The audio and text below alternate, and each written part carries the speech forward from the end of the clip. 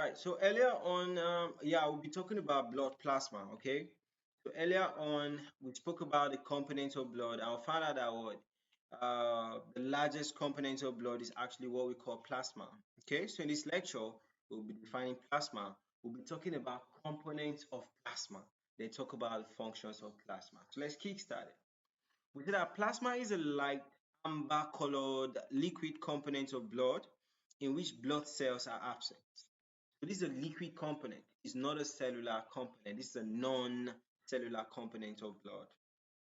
So there are no cells in this, but it actually contains proteins and other constituents of whole blood, and they exist in a suspension. Okay, so it makes up about 55% of the body's total blood volume, just like you have it all in these slides.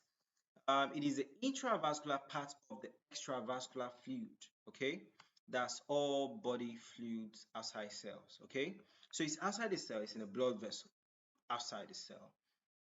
So it now talking about the composition of this plasma now, it is made up of what? Water mainly. All right, about some people will say uh 91 to 95%, between 91 to 95% of water, and that's a component of plasma, and it contains important dissolved proteins, about 6 to 8%.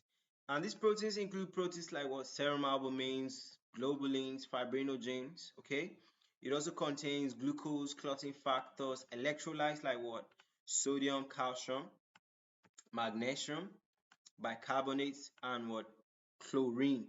Okay, so it also contains hormones, also contains carbon dioxide, right? And plasma is being the main medium for excretory what product transportation, and most importantly, plasma also contains oxygen. Okay, so this plasma plays a vital role in intravascular osmotic effect that keeps electrolyte concentration balanced. Okay, so it helps to keep all these what electrolytes in a balanced state. Okay, helps to make it that there's no dyselectrolytemia.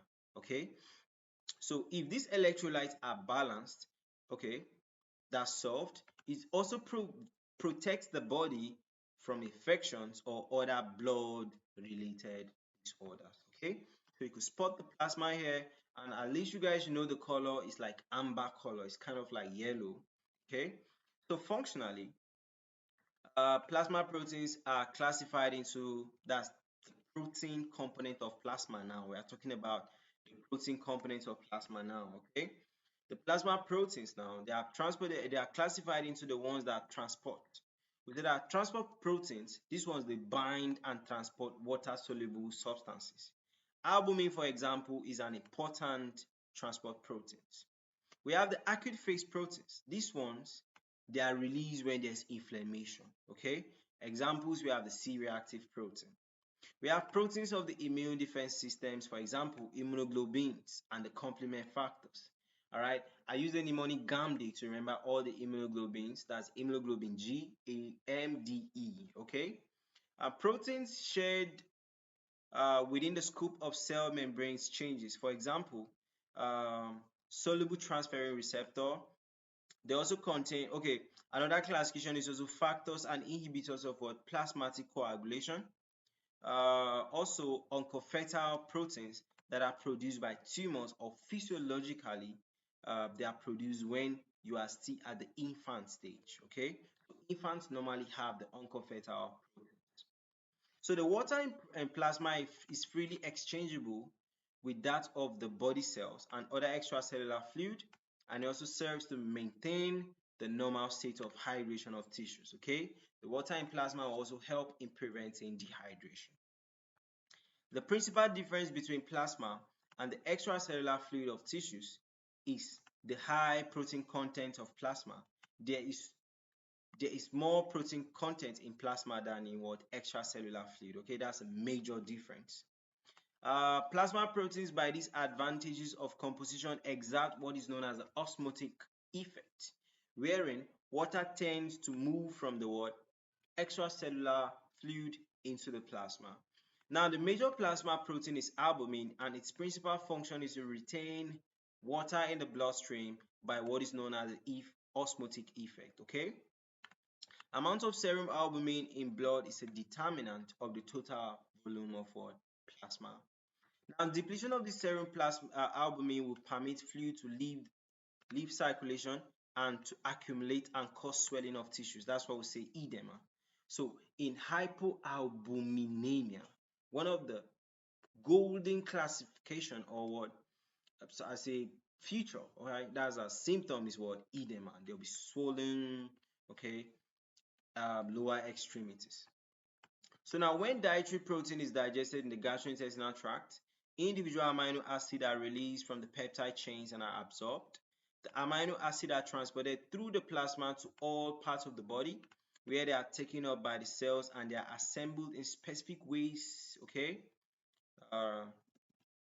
Assembled in specific ways, okay?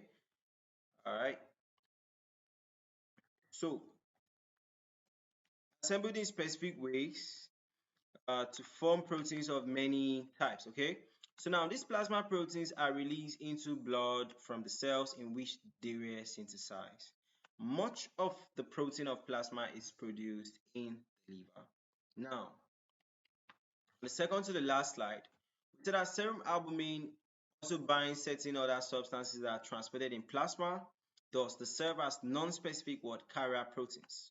For instance, bilirubin binds to serum albumin during its passage through the blood.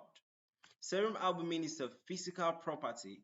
Okay, serum albumin has physical properties that permit it to separate from other plasma proteins, such as a group, okay, and they are called globulins. Now, globulins are a heterogeneous group of proteins with varying structure and functions. The immunoglobulin or antibodies which are produced in response to foreign substances or antigens, okay? Also, antibodies may be induced by foreign substances in addition to microorganisms, okay? And these immunoglobulins are involved in what? Hypersensitivity and allergic reactions. Other plasma proteins are concerned with coagulation of blood. Many proteins are involved in highly specific ways with the transport function of blood. Blood lipids are incorporated into protein molecules as what? Lipoproteins. That's when they are what? Combined with lipid, and they are important in lipid transportation. Iron and copper are transported in plasma by unique metal binding proteins, that's transferrin and ceruloplasmin respectively. Vitamin B12, which is an essential nutrient, is bound to a specific carrier protein. Although hemoglobin is not normally released into plasma, a hemoglobin binding protein, that's haptoglobin, is available to transport hemoglobin to reticuloendothelial system should hemolysis, that's breakdown of red blood cell, occur. Serum haptoglobin level is raised during inflammation and basically when there's certain other conditions, okay? And this serum haptoglobin is lowered in hemolytic diseases and some types of liver disease, okay?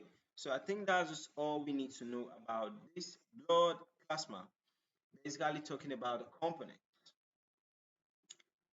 all right, and their functions, all right? So that's it, and see you guys. Peace on.